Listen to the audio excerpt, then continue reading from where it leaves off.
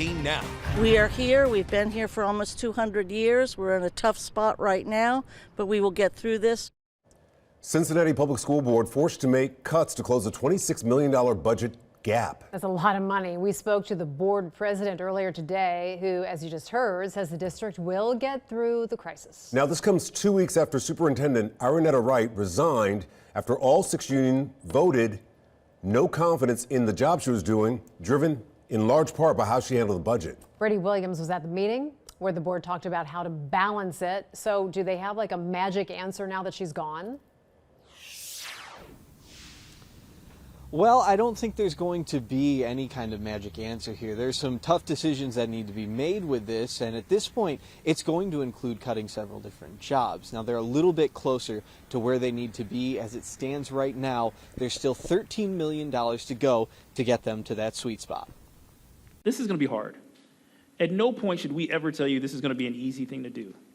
We've got a budget hole we've got to fill that there are not many good options left on the table to put up. At the start of the latest Cincinnati Public Schools meeting, there were just north of $31 million that needed to be cut from the budget. Interim Superintendent Shauna Murphy and Treasurer Jennifer Wagner proposed cutting another $13 million in the form of custodial, administrative, and teaching positions, as well as the school's funds for several programs. A sticking point for many in attendance was a proposed cut to the budget for English for speakers of other languages, or ESOL. Instead of creating programs that actively include them, more often than not, EL students are an afterthought, with services for them being tacked onto an already formed plan.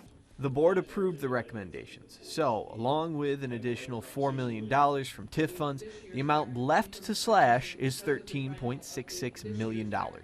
Interim Superintendent Shauna Murphy explained that programs like ESOL are getting less money, but not being eliminated. The services will continue. It may look different than what it looks today, but we are all committed to continuing the services.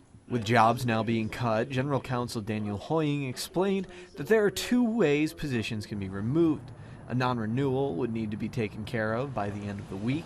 A RIF, which stands for reduction in force, does not have a deadline. And the administrator gets notice ahead of the board taking action, and then a certain period of paid time after the board takes action, and then they have the right to recall into that position if the board should reinstate that position for up to 2 years.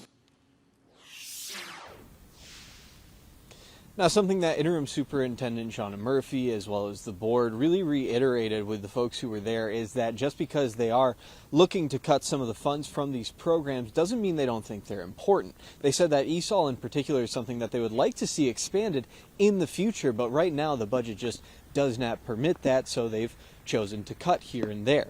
Now, we were also told during this meeting by the treasurer that they're likely not going to hit their initial deadline that they were aiming for of June 30th to have all of this under control. She said during the meeting tonight that they are looking to probably have to file for a 90-day extension on all of this. Live in Cincinnati alongside photojournalist Chris Waldman, Brady Williams, Fox 19 Now.